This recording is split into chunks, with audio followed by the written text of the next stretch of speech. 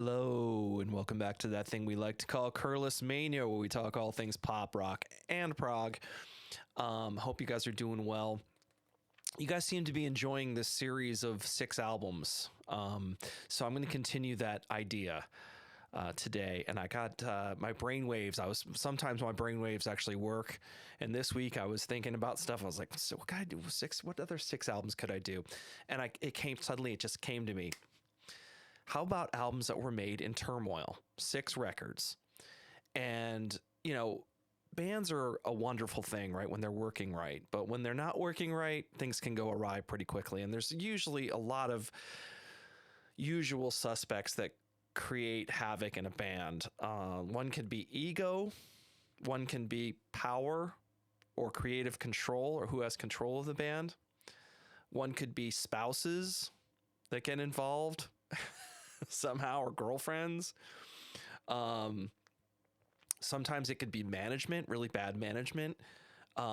There's many things that can go wrong in a band, or overworked, right? And not enough, they need a break. There's just lots of things that can go, even in a very successful band. And a lot of these that I'm going to go through, they're very successful bands. It's just these things crop up. They seem to be constant things that happen in these successful bands, that things go sideways, right? And a lot of times you hear about these albums that were made behind the scenes. It was pretty hellish for various reasons. And sometimes it ends up being a great record. I mean, and some of these are like, you'll go, wow, this is a really, really good record. You wouldn't have, but when you start researching it, you realize that there was a lot of tension behind the scenes during the making of it. And I just thought that was kind of a fascinating topic of like, okay, these records were made in a time of turmoil in the band, and a lot of times right after this album, somebody left or broke up or something happened. So I find that interesting as well. So let's just dive right into it. So I'm going to start out with 1979, Aerosmith, Night in the Ruts. Or right in the nuts. And this is an interesting record. I mean, I really think that Joe Perry left about halfway through the making of this album. And I'm telling you, man, this album is, the stuff that Joe Perry is on is very good. So you kind of go, wow, if he had stayed with the band and they had finished this album, it might have been a lost classic, because the stuff that is really, there's stuff that's really good on here. I mean, I love, and there's some great riffs, like some really good riffs, and some great, just great heavy rockin' songs. I mean, I love No Surprise. I love Chiquita. Cheesecake is pretty cool. 3 Mile Smile is good. Bone to Bone. Coney Island Whitefish Boy. I mean, there's some really, but then they have like 3 covers on here that are just kind of Remember Walking in the Sand, Reefer Headed Woman, and Think About It. It's pretty good, but it's like, oh, you can tell that there's 3 covers on here. Like they're kind of leaning on some, it's just unfortunate, because it seems like this album started out pretty strong. And even Joe Perry says that he and Brad Whitford were really coming up with some cool guitar back and forth stuff. And it really, you can kind of hear it on this record. But you can tell that it kind of falls off too. You can tell that about halfway through things changed, and they were using other guitar players.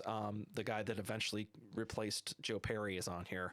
But anyway, this was their 6th record, and this was a thing where it was like drugs. I mean, these guys were known for being heavy druggers. I mean, Perry and Tyler, the Toxic Twins, even the rest of the band, everybody was indulging heavily in drugs. But they were having management issues. I mean, Joe Perry in his book talks about how he didn't like Lieber Krebs. That was their management team. He thought they were getting ripped off, and they probably were. He's like, wait a minute. This happens a lot too, where they'll say, hold on a second. We're this hugely successful band. We're playing these massive arenas and we're selling them out. And hold on a minute. Where's all the money?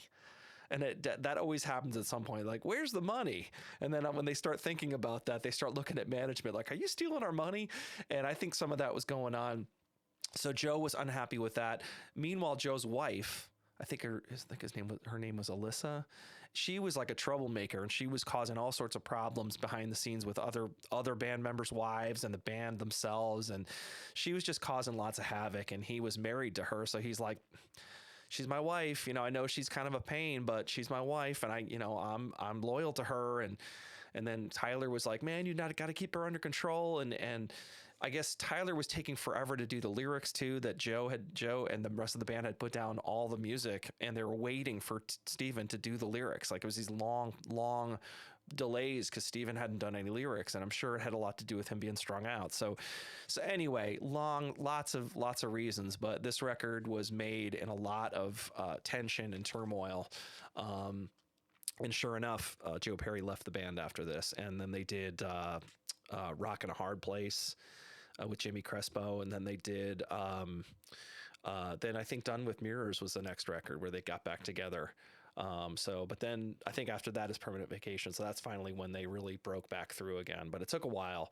But this was like the end of the first classic era. And honestly, like I said, there's a couple of bangers on this record. You take another listen to this album. There's a couple of really good tracks on it. So Night in the Ruts is my first choice. Okay, second choice is staying with the hard rock vein, 1984 by Van Halen. This was a hugely successful record. I mean, it was everywhere when it came out. I remember, like, it was all over MTV, and it was all over the radio, and Jump was a huge track. And so you wouldn't know. I mean, from the outside, it looked like everything was rosy with Van Halen, but really the making of this album was kind of difficult.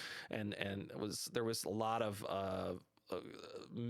machinations, I guess is the word, going on in the background, because it goes back a little ways, because Eddie wasn't happy with Diver Down, right? He was not happy with that record. He felt that they got rushed through it.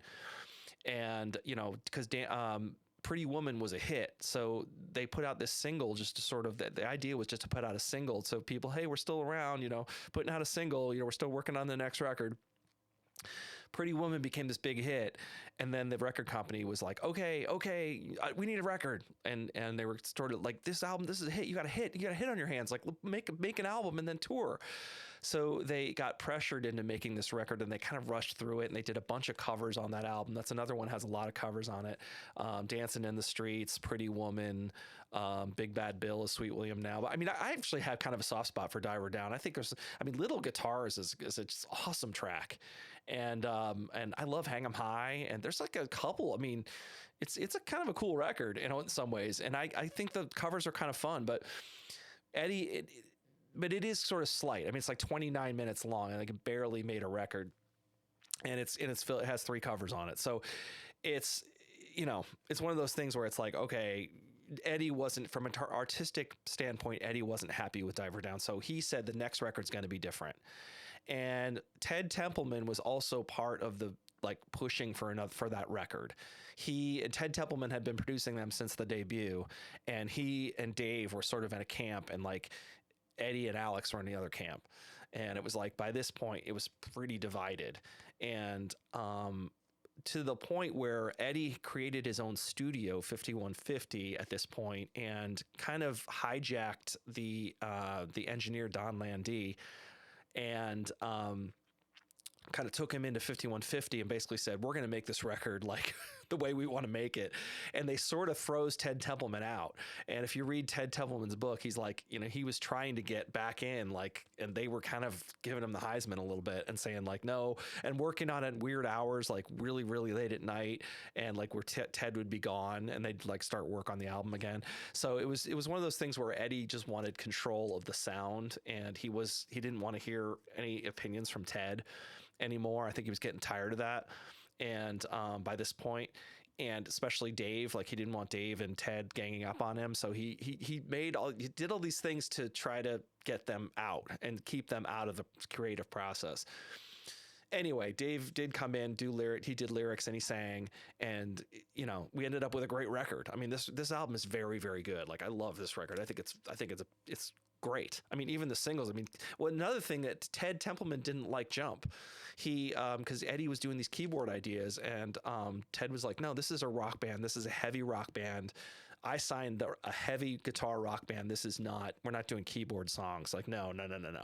And he rejected Jump. He didn't like it. He's like, this is, no, we're not putting that on the record. And it was funny because Eddie kind of stood his ground and said, no, I think we should proceed with this song and finish it. And he didn't, at this point, I don't think he really cared what Ted had to say anyway. He's like, I'm doing it. And he proceeded with it. And it's interesting that it became this huge hit. So yeah. So in the end, it ended up being this awesome record that sold a ton, and the tour was massively successful. But of course, David Lee Roth ends up leaving after this record, or got kicked out. You never know what the real story is. Did he leave? Did he get kicked out? What happened? But, you know, you hear multiple sides of the story, and, you know, it's always different from everybody that you hear from. But I think there was just like this thing where Dave was kind of off doing his solo record, and Eddie was a little pissed off about that, and he kind of let him do it, but he was mad about it.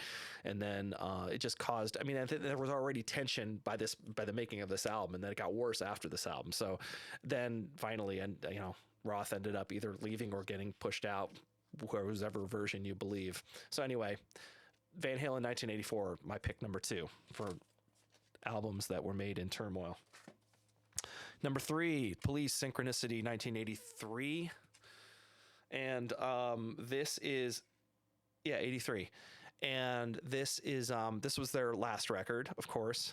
And another album that sold a ton, had a huge hit on it. Every Breath You Take was everywhere. I mean, multiple hits, right? Every Breath You Take, Wrapped Around Your Finger. What was the other one? Why can't I think of the other one? King of Pain. I mean, I heard those 3 songs like everywhere. They were all over the radio, all over MTV.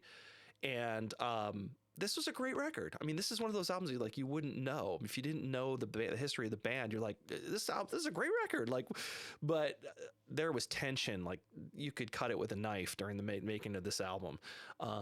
They had been working hard, man. By this point, the Police had done nothing but like album tour since the debut. And the debut was like 78, I think. And they had been a hit band, and they just kept saying, okay, you know, like you said, they have this management. It's like, okay, you're a hit band. Let's go, you know, tour, record, let's go.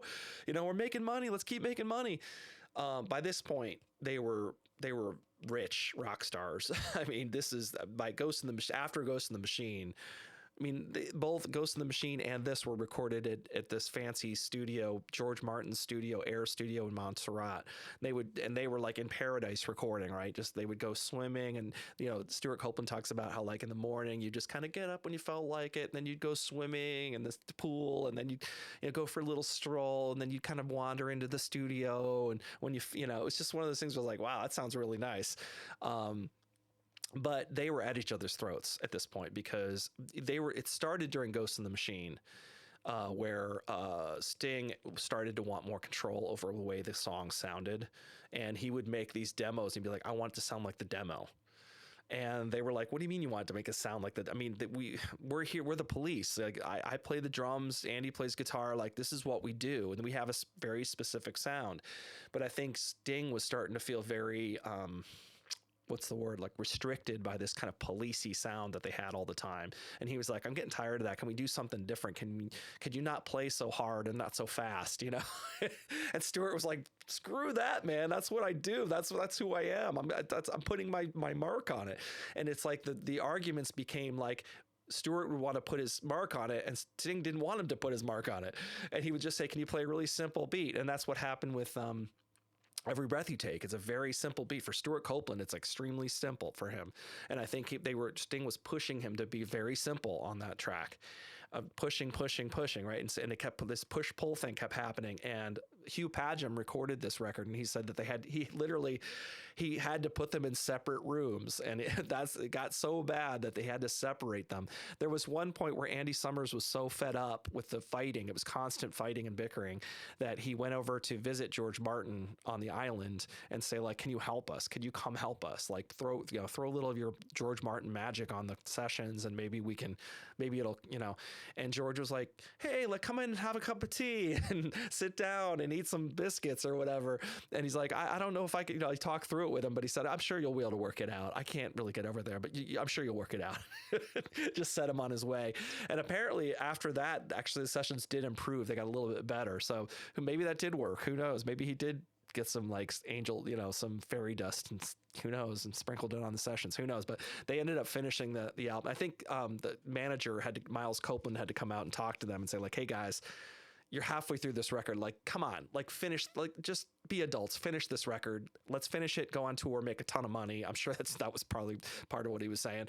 And then we could do whatever after that. You can make solo records, do whatever you want after that, but let's just finish this cycle. So that's what they did. But I think the damage had already been done by that point. I think Sting had really gotten tired of. And once Sting had a successful solo album with Dream of the Blue Turtles, it was kind of all over. So anyway, great record. I love Synchronicity. I think it's a great record. I still love it. But man, it was made under tough circumstances for sure. Okay, staying in the 80s, Queen, Hot Space. This record, famous album for Queen, right? That people were like, what is this? Freddie wanted to go in this really huge dance direction, and the rest of the band, especially Brian and Roger, were not really on board. I think John Deacon liked that stuff, but Brian and Roger were really more they were more the rock guys, right? And they liked heavy guitars, and this is what Queen had been, their whole reputation had been built on hard rock, right? I mean, most of it. I shouldn't say that. They jumped all over the place from day one, but I would say primarily they were known as a hard rock band, and that's what it was based on, right? That was but this album has kind of felt like things were drifting, like they were basing now on everything on disco and club music. And, Freddie was wanting to try different things. He was getting tired of the constant sort of heavy guitar Queen thing. And he wanted to, and also they had a hit with Another One Bites the Dust on the Game, the previous record. So he was like, hey, we had a huge hit with that. Let's just continue. Let's keep going in that direction and see what happens. And so they really dove headfirst into that with this record. And I think that like the whole band wasn't on board with it. And I guess Freddie was really clubbing a lot at this point. They were in Germany, and he was going to clubs all night long and picking up people and doing drugs and drinking. And it was a lot of like drugging and drinking going on more than usual during the sessions, which usually didn't happen. But so he was experimenting. They wanted to do a different sound. And I remember when I bought this, I went out and bought this when it came out, and I was like kind of disappointed with it. I was like, this is not the Queen that I want, right? And I think a lot of people felt the same way. I mean, in retrospect, it's not that bad of a record. It's got some songs on it that I think are good, but it kind of gets dominated by this sort of synthy, dancey kind of stuff. And, Freddie's singing in falsetto a lot and things like that. And you're like, oh, okay, like he's trying something here, but it's not. Queen is it just felt like they were falling. This was the first time we felt like they went too far out. Like, you guys are going too far out from what you're good at. And you're trying to I get it that you're trying to do this thing, but like, it's not really working. And actually after this album, and they were fighting a lot during the making of this record, I think there was a lot of tension. And they finally got it done, and they toured for the album, but there was sort of a dip in Queen's popularity after this album. It kind of was like they had been going up, and then they kind of went like they kind of flattened out, and maybe even went down a little bit. There just wasn't as much enthusiasm for this album as there'd been for the last couple.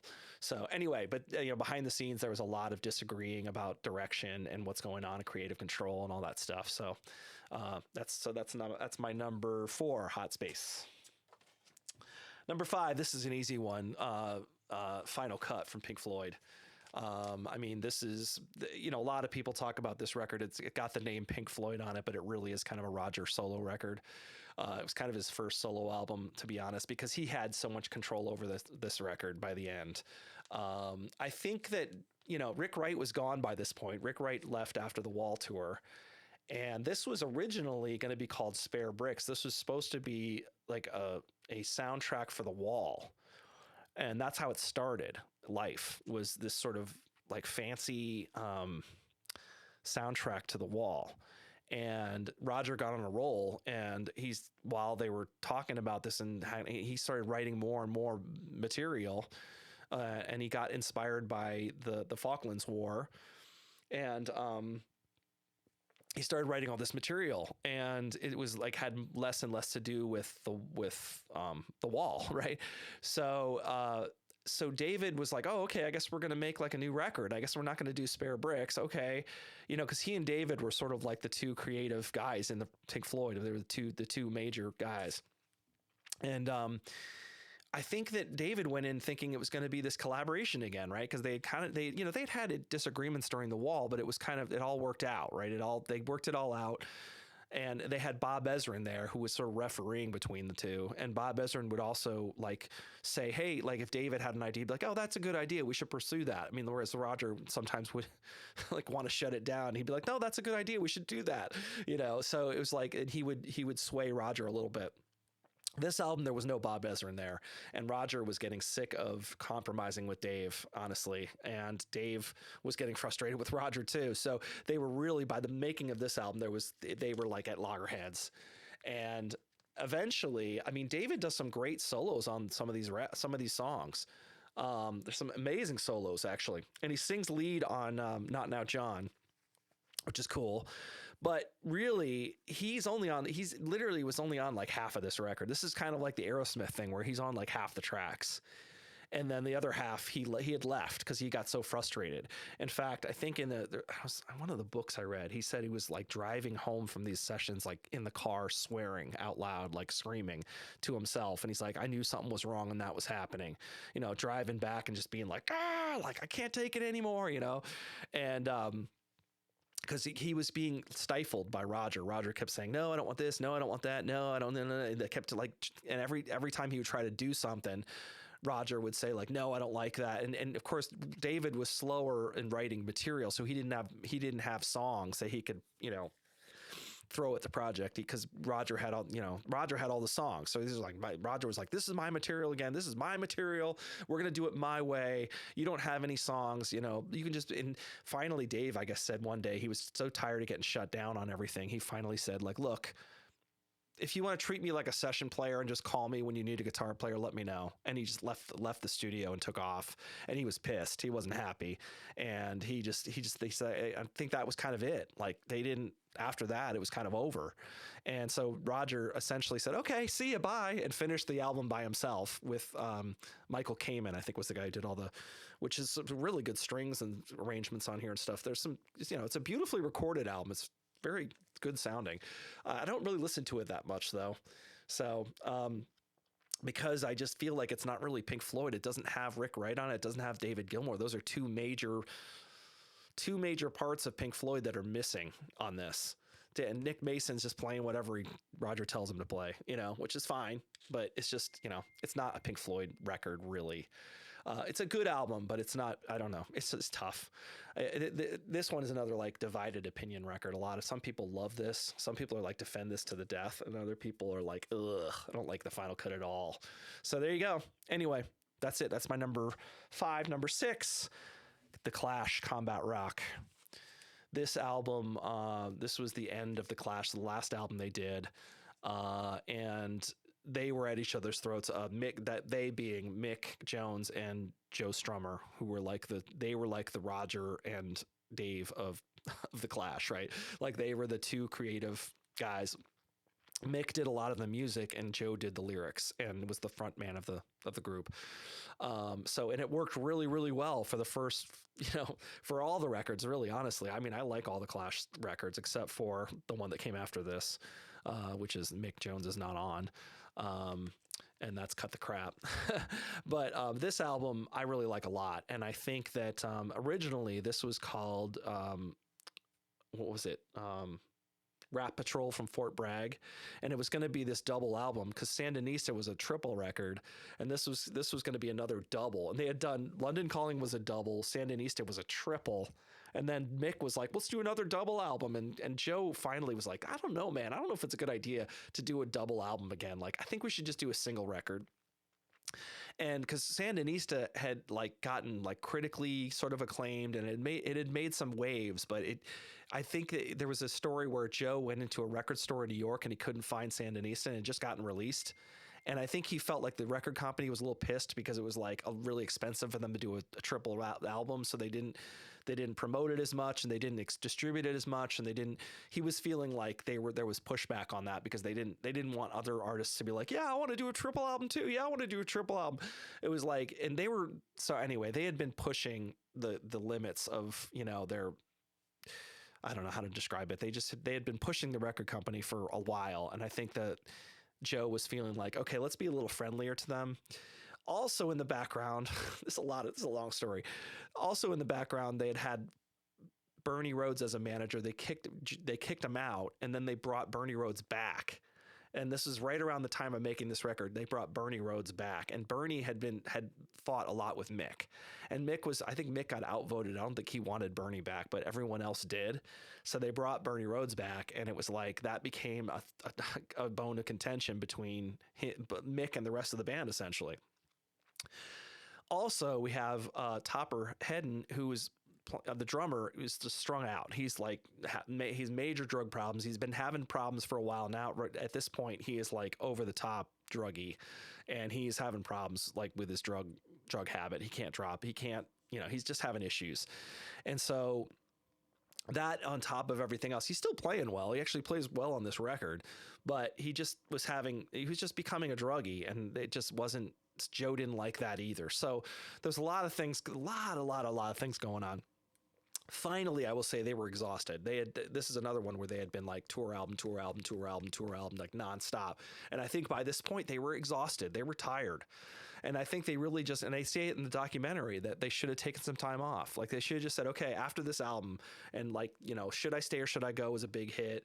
Rock the Casbah was a big hit. This is another one that was a huge hit. From the outside, you're like, oh, they're doing great. They're having hits. They put out an album. But they really just needed a break. And I think after the Combat, they should have just said, look, we'll do the Combat Rock shows and then we'll call it for a while, because they brought another drummer in and all this stuff. So anyway, what I'm getting at is that during the making of this album, so Mick was going to be the producer of it. And then Joe finally decided, you're not going to produce this record. We're going to bring in Glyn Johns. And that was also Bernie's idea, like bring in Glyn Johns. Like, okay, so this famous producer who produced The Who and tons of people, the Stones, The Who, you name it, Humble Pie, tons of people, Eric Clapton. I mean, they brought him in to mix and like basically go through everything and say, okay, what would make a good single record, and then mix it for radio kind of thing. They wanted to have more of they wanted to hit. So sure enough, he came in and did the job that they asked him to do, but Mick was not psyched about it. He was like, what? Like, you're bringing in somebody else? You're like, what is happening? And they ended up cutting a lot of the stuff that he brought to the table, and he wasn't happy about it. So he was not psyched he stayed in the band, but he wasn't happy. And so anyway, so this album, again, huge hit record, tons of singles, tons of hits, lots of MTV play, all that stuff. From the outside, it looked like, man, the Clash has got the world by the balls, but they didn't. They were falling apart. Actually, they were falling apart. So yeah, and after this, they were never the same. So there you go. And even Joe says like, oh, we just needed time off, man. Maybe if we had some time off, I would have like thought about it differently, and I wouldn't have kicked Mick out, and I wouldn't have kicked Topper out, and we'd just been continued, So, but it didn't happen. That was the history of the Clash. That was just, they were kind of known for being sort of crazy punk energy and kind of, I don't know, chaotic. That was kind of the way they liked it. And it's just ended up kind of what made them great is also what kind of undid their legacy, whatever. I don't know, or undid the band, I guess. So that's it. That's number 6, Combat Rock by the Clash. So that's it. What do you guys think? That's 6 records that were made in turmoil, and a lot of them were big hits. I mean, a lot of them were just big records and I still listen to a lot of them today, and they're still great. But behind the scenes, they were difficult to make, and sometimes that can make for great art, right? Sometimes like friction, the friction can make for great art. And for example, like I don't really love Sting. I like some of Sting's solo stuff, but it's not the same as the Police. Like there's something great about the Police, right? I liked Big Audio Dynamite a little bit. I liked some of Strummer's solo stuff, but there was never the Clash. It was never like that, like the Clash. Like it just was never quite the same. And maybe it was just that creative friction between those two people that really, made it. So, and same thing for Pink Floyd, right? I mean, the David Gilmour, I like Gilmour's solo stuff and I like some of Roger's things, but it's not Pink Floyd. It's not the same. It's not as good. So, anyway, so that's sometimes what can create great art. So there you go. What do you guys think? Let me know in the comments. I read all the comments. Let me know below what, I'm sure that there's tons more, right? I just kind of went to picked a couple out. I mean, there's tons more. So what do you guys think? What are some albums that come to mind that were tough to make, difficult? I mean, like one of them I was thinking of, another one was like Black Sabbath, Never Say Die. Like there was like, that didn't go smoothly. That's another one that's just off the top of my head. Electric Ladyland by Jimi Hendrix. That was kind of that was a rough one. So there's a lot of them. So let me know what you think. And thanks again, everybody. I want to say thank you to all my subscribers again. Thank you so much for subscribing to the channel. I appreciate you. And please like and subscribe if you like what you see, because it just really helps the channel. And, this is a journey, right? We're going to keep going. This is going to be fun, right? I just join the journey, join the ride, because if you hit subscribe, then you'll be, it'll notify you every time a video comes up and you won't miss it. So I appreciate that. So anyway, that's it. And we'll see you next time on Cureless Mania. See ya.